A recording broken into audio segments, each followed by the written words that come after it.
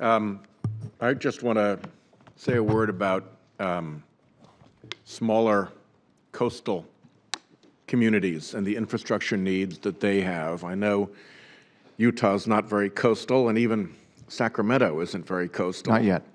But yeah, exactly. We're working on it.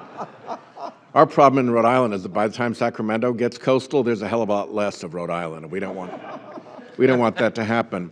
But we've got in my state about 10 to 11 inches of sea level rise since the hurricane of 1938, the really monster storm that hit us back then. So not only do you stack up that extra sea level for the next big one, but it's not that way just along the shore, it's also that way all the way out to sea. So when you're dealing with storm surge, you've got that whole higher heap of ocean out there that is now surging ashore. People aren't very expert yet on how you correlate additional sea level rise to storm surge. You know it's at least that 10 to 11 inches, could be a lot more. So we have communities who are facing this problem. We've got communities where in a storm, you've got to figure out where you pre-deploy a fire truck. Senator Gillibrand was here, one of her neighborhoods burned in New York because the fire and the fire trucks were separated by a flooded area. If that happens, it's a terrible thing for folks. So there's this whole new planning for increased sea level risk, storm risk that coastal communities are facing. And people are starting to get on their case. Moody's is starting to judge their municipal bonds based on sea level rise, storm surge kind of risks and how ready they are for that.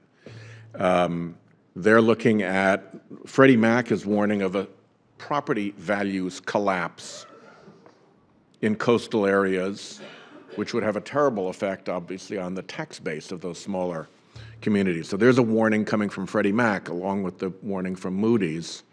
And if they turn for help to FEMA and try to figure out from FEMA maps what this risk looks like, they're being misled. Because our experience has been that FEMA maps are spectacularly wrong. We've had to do state level and local work in Rhode Island to do the coastal mapping, Mr. Chairman, because FEMA is unreliable as a partner in terms of the accuracy of its mapping. And it's not just Rhode Island. When the big hurricane hit Houston, there was a 50% error between what FEMA predicted in terms of flooding and what flooding actually took place. So if you're in a coastal community, you've got your municipal bond people looking at you with a glinty eye saying, what's up, are you ready for this? You've got Freddie Mac saying, by the way, these property values you depend on to pay for your municipality might collapse, so there's not going to be a whole lot of, there's not just a lot of money pouring in.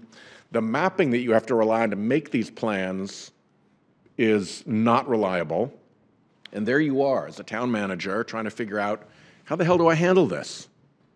So I love the conversation that we're having about infrastructure. I'm all for very big investments in infrastructure. But before you do the infrastructure, you've got to have the plan so that the community can get it right.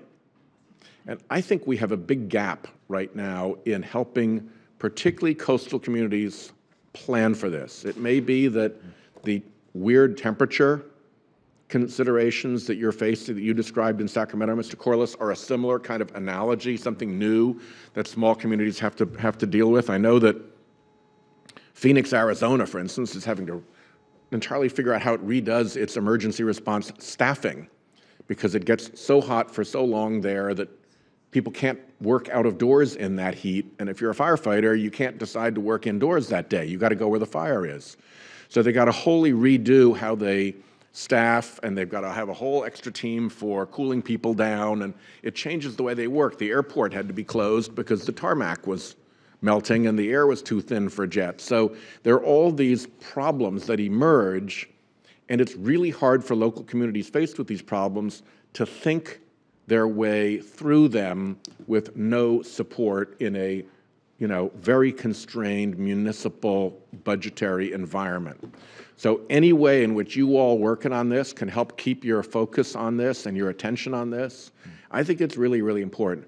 Just going back and rebuilding in place what we already built is probably not going to work. We've got to understand how dramatically the climate is changing, and if we're going to build 30, 40, 50-year projects, we've got to be planning for the full life cycle of those projects. So my time is out, and I just urge you to think about that as we work forward. Infrastructure is great, but these peculiar and changing conditions that are driven by climate change and carbon emissions absolutely need to be taken into account, and we're leaving small communities stranded without the support to help them work through a lot of new science and a lot of new engineering.